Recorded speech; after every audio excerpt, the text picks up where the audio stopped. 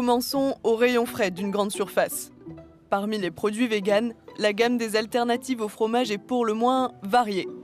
On a de la raclette végane, de la crème fraîche végane aussi, du parmesan de noix de cajou, des Babybel végétaux, 3,95 € pour 5 portions.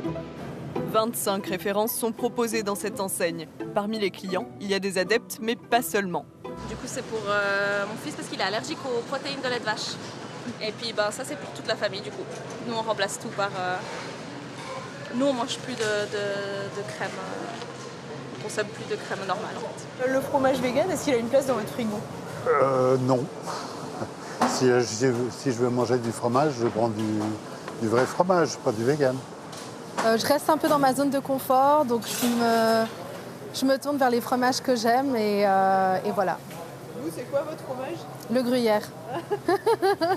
À titre de comparaison, le rayon fromage est beaucoup plus fourni. Mais même si ces produits ne font pas l'unanimité ici, leur offre est grandissante depuis ces dernières années.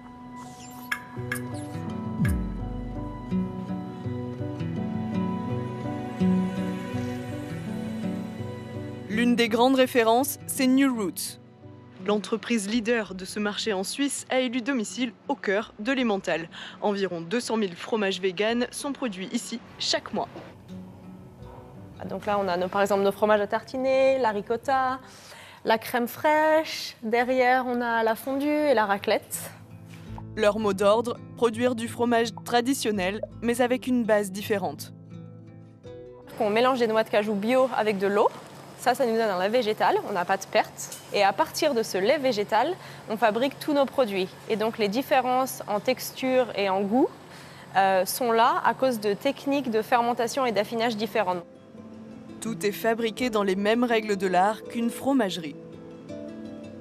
Alors on a une équipe de production qui est composée de plein de personnes différentes, mais notamment de fromagers et fromagères, donc qui ont été vraiment formés en fromagerie traditionnelle et qui ont décidé, pour des raisons différentes, de venir travailler dans une fromagerie végétale. Ouais, dans un bol. New Roots, c'est l'histoire d'une rencontre entre deux véganes. Alice Fauconnet, française, et Freddy Hunziker, suisse, ont créé leur entreprise en 2015. Au tout début, c'était une dizaine de produits par semaine. La jeune pousse s'est depuis bien enracinée. Elle a vendu l'an passé plus de 3 millions de produits. Elle emploie 30 salariés et exporte dans 7 pays européens. Seulement 30% de nos clients et clientes sont véganes. Donc ça laisse 70% de gens qui choisissent nos produits pour des raisons soit d'intolérance au lactose, soit des raisons éthiques, soit des raisons de santé. Aujourd'hui, leur plus gros client, c'est Coop et Migros. Voici leur matière première. Ils importent donc chaque année 150 tonnes de noix de cajou bio du Vietnam et du Burkina Faso par bateau. On boit tous du café le matin, on mange tous du chocolat, notamment en Suisse. Et ça, c'est des produits qu'on a acceptés, qui reposent sur l'import. Et donc, je pense que attendre le fromage vegan au tournant parce qu'on importe notre matière première, c'est un tout petit peu injuste. Cela n'en reste pas moins un défi.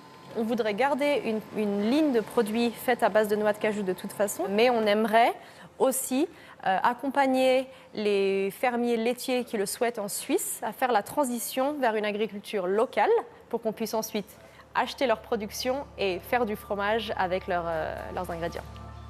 Ils testent actuellement des produits à base de pois chiches et de graines de lupin suisse. Question goût, mettons les pieds dans le plat avec Claude Luisier. Il est affineur de fromage dans le Valais et surtout référence en la matière sur les réseaux sociaux. Un fromage très étonnant dans les caves. Il a une drôle de gueule, il a plein de cratères. Et c'est naturellement dans ces caves qu'on va faire cette dégustation. Des produits de marques différentes composent le plateau du jour. Ça sent quand même quelque chose, hein. Le fromage est une matière vivante. Et si vous voyez mes fromages, c'est plein de champignons qui sont parfois désirables, parfois indésirables, qui se développent sur la croûte. Là, on a quelque chose de très lisse.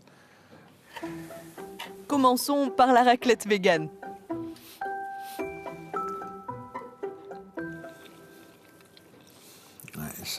il n'y a pas grand-chose. Le goût, ça s'apparente pas du tout à du fromage, de toute façon. Ah, ça, c'est pas bien. Ça a le goût de quoi? Ça a le goût de rien. Là, on est dans le cheddar, on m'avait dit.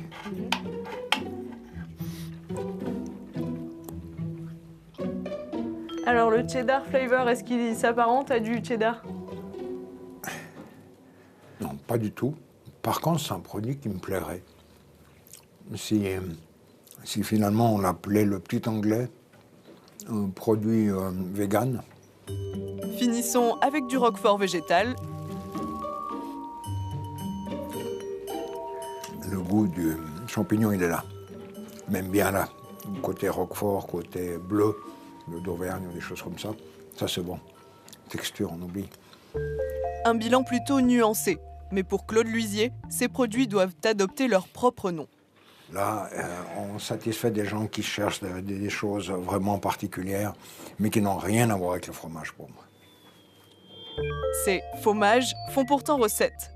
En 2021, ce marché mondial a atteint plus de 2,15 milliards de francs, avec un taux de croissance annuel estimé à 13% jusqu'en 2030.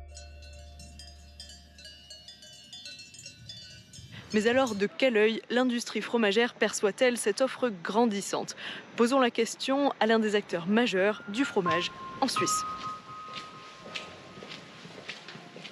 Les premiers fromages datent d'il y a à peu près 1000 ans. Si c'était un produit qui était totalement à côté de la durabilité, il n'existerait plus aujourd'hui. Ces alternatives laissent l'interprofession du gruyère impassible. D'autant que ce fromage traditionnel représente un très gros marché. Il y a 160 fromageries qui élaborent ce produit à travers la Suisse romande. Il est probable que sur le marché arrive bientôt un gruyère vegan. Jamais. C'est totalement impossible au terme actuel sur la législation.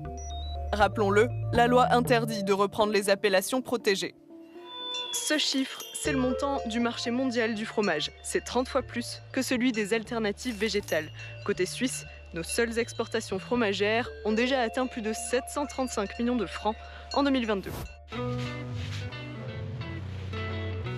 Sauf que les alternatives végétales se répandent au restaurant, comme c'est le cas ici. Nous sommes chez le plus grand livreur de pizza en Suisse. Je vais prendre une stromboli pour 19 francs. Parce qu'il y a beaucoup de personnes qui, au final, sont vraiment complètement intolérantes au lactose. Sur une famille de 5-6 personnes, le fait de donner la possibilité à une de ces personnes de pouvoir manger comme leurs parents, leurs enfants, etc., permet à une famille, par exemple, de venir consommer chez nous. Pour les filiales de Suisse romande, sur les 30 000 pizzas vendues chaque mois, environ 300 sont véganes.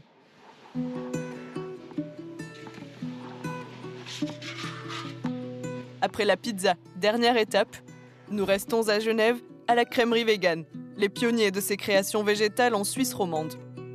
Il y a déjà tout dedans. Elle s'appelle Il n'y a plus qu'à parce qu'il n'y a plus qu'à verser dans le caclon et à la chauffer. Il y a un gage si vous laissez tomber le pain. Très bien. Alors, attendez. C'est chaud, attention. Oui. C'est très bon, absolument. C'est bon? Oui. Il ne faut pas faire semblant. Non. Ici aussi, l'ingrédient principal est la noix de cajou. On a le crémeux nature. C'est l'équivalent d'un fromage frais blanc battu. 5 ingrédients, noix de cajou, eau, sel, citron, ferment. Il y a plein de goûts de yaourt.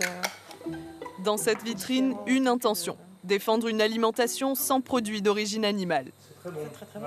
C'est pas une guerre à l'industrie fromagère, puisqu'en fait, on reprend exactement toutes les techniques de la fromagerie. Donc en fait, c'est plutôt une déclaration d'amour, un hommage qu'on fait à tout ce savoir-faire. Ici, le panier moyen d'un client est de 40 francs. Une fondue à 26 francs? Oui. Par rapport à une fondue du commerce classique? Oui. C'est beaucoup plus cher. On sait bien que dans cette société, plus on va acheter du volume, plus on va casser les prix. Alors que là, on est vraiment dans la fromagerie de quartier, petits artisans, et donc on ne peut pas acheter en gros. L'objectif actuel, s'inviter sur les tables gastronomiques. La tradition française, suisse, a des traditions très ancrées. Et si on peut arriver dans cette tradition, cette cuisine-là, bousculer un petit peu ou ouvrir le regard des gens, Elle est là en fait notre mission parce qu'on a le sentiment que c'est là où les choses bougent le moins. Oui. À l'image de la crèmerie végane, c'est surtout ça, les alternatives végétales au fromage. Un marché encore modeste, mais en quête constante d'innovation.